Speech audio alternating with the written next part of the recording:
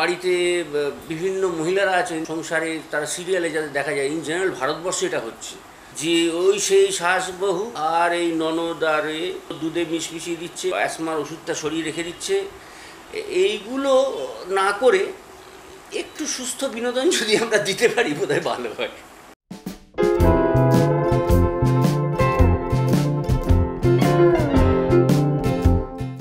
একটা generation gap বা প্রবীণদের সঙ্গে নবীনদের একটা কি বলবো লড়াই যদি ধরে নিই, এটা বোধহয় যুগ যুগ ধরে হয়ে আসছে। এটা নিয়ে ভাবার কিছু নেই। এটা আমার বাবার ঠাকুরদাদা বলতেন যে তার আমলে সব ভালো ছিল, বাবাদের আমলে কিছুই ছিল না। তো বাবারা বলতেন যে বাবাদের সময়টাই ঠিক আছে, তোরা যে কী করছিস আজকাল সিরিয়াল টিরিয়াল কে জানে বাবা। তো আমি হয়তো আমার মেয়েকে বলি, কী যে করিস তা, কী সব গান শুনি, অর্ধেক গানের তো আমি কথাই বুঝতে পারি না, মানে সুর না কি ওষুধ বুঝতে পারি না। হ্যাঁ, তো এইটা লড়াইটা চলবে। কিন্তু যে প্রশ্নটা আসছে যে আমরা কি শিক্ষার থেকে দূরে সরে গিয়ে শুধুমাত্র এন্টারটেন করছি, এখন তা যদি হয়, মানুষের আদিম রিপু অনুযায়ী মানুষ কিন্তু খারাপ জিনিসটা এন্টারটেন হয় বেশি। হ্যাঁ, তো কাজেই আমাদের যারা এন্টারটেনমেন্টের সঙ্গে যুক্ত আছি, আমরা যারা এন্টারটেন করছি, তাদেরও কিছু বোধহয় দায়িত্ব থেকে যায়। মানে পাবলিক যা খাবে তাই আমি খাওয়াবো, তাহলে আমার ক্রেডিটটা কোথায়? যে জিনিসটা বিক্রি হয় সেই জিনিসটা বিক্রি করে তো কলার তোলার কোনো মানে হয় না। আমি যে জিনিসটা বিক্রি করতে চাইছি সেটা সাকসেসফুলি করতে পারছি কি না, তখন তো আমি কলারটা তুলব। তো এটা বোধহয় একটু ভেবে দেখার সময় এসছে। কারণ হ্যাঁ, এন্টারটেনমেন্ট নিশ্চয়ই জরুরি। আমার কাছে ফিল্ম, থিয়েটার সবটাই এন্টারটেনমেন্ট ডেফিনেটলি জরুরি। কারণ মানুষ এন্টারটেন থাকলে, খুশি থাকলে সমাজে অনেক গরিত অপরাধগুলো কমে যাবে, তারা আনন্দে থাকবে। কেউ মন খারাপ থাকলে সে গলা ছেড়ে গান গেয়ে গিয়ে ঘুরে বেড়ায়। আমি দেখেছিলাম রবীন্দ্র সদন একাডেমি চত্বরে একজন এরমভাবে গান গেয়ে গিয়ে ঘুরে বেড়াতেন। উনি গান গেয়ে আনন্দ পান। তো তার মধ্যেও আমাদের কিছু মানুষ আছে যারা একটু বুদ্ধি খাটাতেও ভালোবাসেন, যারা একটু পড়াশোনা করেছেন বেশি, তারা হয়তো চাইছেন যে এই শুধু নাচ গানটা আমি দেখব, বলতেই পারেন। তো সেখানে যে কারণে আমাদের ডিটেকটিভ গল্পের এত রমরমা, হঠাৎ করে সব ডিটেকটিভরা কিন্তু বইয়ের পাতা ছেড়ে লাফিয়ে পড়েছে পর্দায়। তো তার কারণ প্রচুর লোক, আমরা যারা, তারা কিছু মাথা খাটাতে ভালোবাসে। ইন জেনারেল দর্শকই হয়তো চান যে আমি ডিটেকটিভের আগে ধরে ফেলবো, সেখানে একটা কলার তোলার ব্যাপার থাকছে। আমি ডিটেকটিভ ছবি কেন দেখতে যাচ্ছি, যে আমি ডিটেকটিভ ফেলুদা বার করার আগে আমি দেখি না পারি কিনা ধরতে যে কোনটা লোক। এটা আমরা এগোই কিন্তু ওইভাবে আমরা ডিটেকটিভ গল্পের সঙ্গে সঙ্গে। তো কাজে বিভিন্ন ধরনের এন্টারটেনমেন্ট আছে। আমাদের উচিত একটু বেটার কিছু দেওয়া সমাজে। মানে চারিদিকে যেটা দেখছি, বাড়িতে বিভিন্ন মহিলারা আছেন সংসারে, তারা সিরিয়ালে যাদের দেখা যায়, ইন জেনারেল ভারতবর্ষে এটা হচ্ছে যে ওই সেই শাসবহু আর এই ননদ আর মানে সে ও দুধে মিশমিশিয়ে দিচ্ছে, তো মানে ওর অ্যাসমার ওষুধটা সরিয়ে রেখে দিচ্ছে। এইগুলো না করে একটু সুস্থ বিনোদন যদি আমরা দিতে পারি বোধহয় ভালো হয়।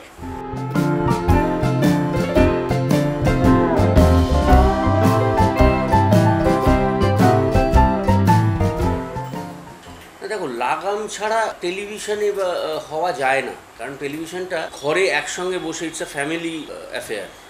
মানে আমার বাড়িতে জিনিসটা ঢুকছে, সেখানে কিন্তু আমি কখনোই আমার 15 বছর বা 14 বছরের মেয়েকে বা ছেলেকে বলতে পারি না তুমি ওখানে চলে যাও, পারি না। তো কাজেই টেলিভিশনে একটা কোথাও গিয়ে আটকানো দরকার, অনেক কিছুই আটকানো দরকার। একটা টাইমের পর যেমন কিছু কিছু জিনিস টেলিকাস্ট হয় না 11টার আগে, 11টার পরে হয়। সেই জিনিসটা কোথাও একটা বাঁধনটা তো রাখতে হবে, একটা কিছু লাগাম না রাখলে না মুশকিল। সেখানে সিনেমায় আমি বলতে পারি যে আমি এটা সার্টিফাই করে দিচ্ছি যে এইটা এইটা জেনারেল, এটা পাবলিক গাইডেন্স, এইটা সেই অনুযায়ী আমি কড়াকড়ি করে লোককে বাধা দিতে পারবো হলে ঢুকতে। কিন্তু একটা সিরিয়াল আমি যদি অন করে দেখি যে এই জিনিসগুলো হয়ে চলেছে, সেটা তো আমার বাচ্চাটাও দেখছে, তার মধ্যেই বিষগুলো ঢুকছে, সেইটা বোধহয় হওয়া উচিত না। অ্যাটলিস্ট টেলিভিশন জিনিসটা যেটা ঘরে ঘরে ঢুকছে, যে কারণে টেলিভিশনে দেখবে তুমি অনেক ক্ষেত্রে যখন কোনো সিনেমা দেখানো হয়, তখন কিছু কিছু ডায়ালগ যেটা হয়তো হলে অ্যালাউড, টেলিভিশনে মিউট করে দেওয়া হয়। কিছু কিছু সিনস মিউট করে দেওয়া হয়, কিছু কিছু জায়গা ঝাপসা করে দেওয়া হয়। সেগুলো আমার মনে হয় কোথাও একটা দরকার আছে, কারণ আমি পুরোটাই না বাঁধন ছাড়া, আমি ফ্রিডম ডাজেন্ট মিন যে আমি এমনই একটা ফ্রি হয়ে গেলাম যে বাকিদের ফ্রিডামে ব্যাঘাত ঘটছে। আমি তো পারি না এখানে আজকে উলঙ্গ হয়ে রাস্তা দিয়ে ছুটতে। আমি বিকিনি পরে নিশ্চয়ই বলরুমে যাব না, আমি সমুদ্রে যাব। সেই জায়গাগুলো মাপগুলো রাখা উচিত মানুষের। আমি কোথায় কি করব সেখানে একটা গাইডলাইন থাকা উচিত বলে আমার মনে হয়। এবং সেটা কি বলবো, কাউকে না কাউকে এটা শুরু করতে হবে। চলছে বোধ হয়, এখন জানি না।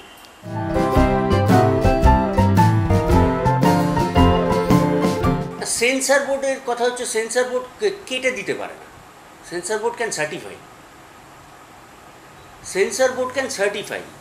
যদি মনে হয় সেন্সার বোর্ডের যে এই ছবিটা আমি এটা দেখানো উচিত না হলে সার্টিফিকেট দেবেন না। অনেক ছবি চলছে যেগুলো হলে রিলিজ হয় না, অনেক ছবি আছে যেগুলো হলে রিলিজ হয় না।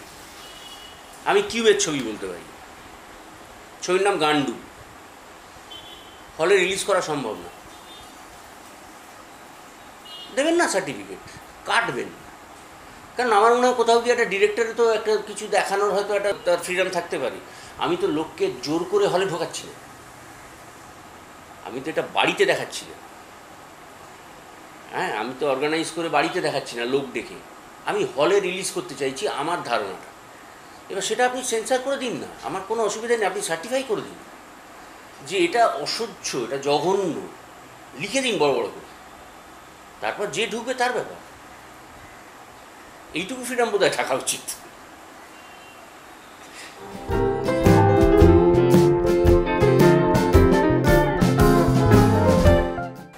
দেখুন, প্রথম কথা হচ্ছে অ্যালিগেশন আনা আর সেটা প্রুফ করার মধ্যে আকাশ পাতাল তফাৎ হবে। এমনিতেই যেখানে সত্যি সত্যি রেপ ঘটছে সেখানেও যদি কয়েক ঘন্টার মধ্যে ইফ ইউ কান্ট মানে চেক আপ না করানো হয়, you can't prove anything. It's unfortunate. তো কাজেই এইটাতে যেটা হচ্ছে আমার মধ্যে বাজার গরম হচ্ছে, আর কিছু হচ্ছে না, কিছু হওয়া সম্ভব নয়। কারণ you have to prove it. আর সেটা এত বছর বাদে কেন? কবে সঙ্গে সঙ্গে বলবে লোকে? আর কতদিন?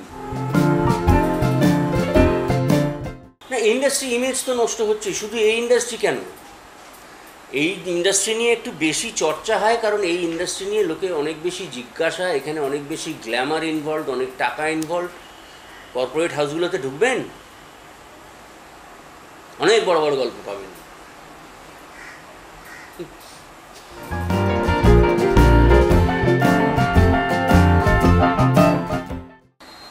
চেনাশোনা থাকলে ঢোকাটা সুবিধে, টিকে থাকাটা অসুবিধে।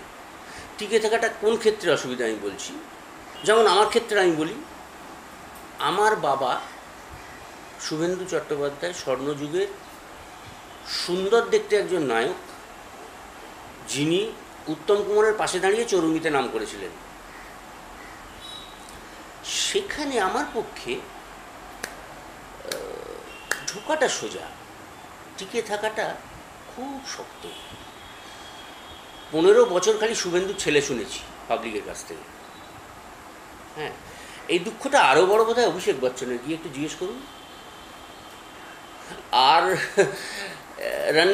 আমার মতে রণবীর সিং হওয়াটা সোজা, রণবীর কাপুর হওয়াটা সোজা নয়। রণবীর কাপুর বলতেই পৃথ্বীরাজ কাপুর থেকে শুরু হয় ইমেজ। আমার মনে হয় শাহরুখ খান হওয়াটা সোজা, রণবীর কাপুর হওয়াটা সোজা নয়।